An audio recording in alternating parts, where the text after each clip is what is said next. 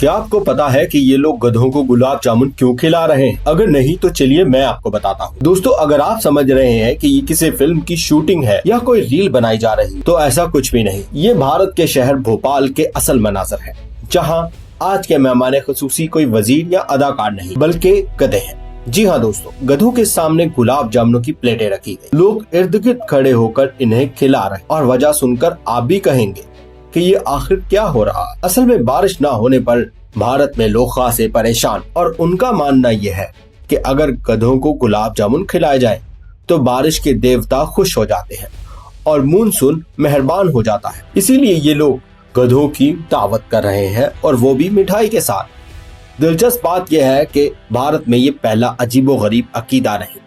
यहाँ कभी बारिश के लिए मेंढकों की शादियां करवाई जाती हैं, तो कभी जानवरों की पूजा की जाती है, तो कभी ऐसी रसूमात अदा की जाती हैं जिन्हें देखकर आपकी अपनी अकल दंग रह जाए।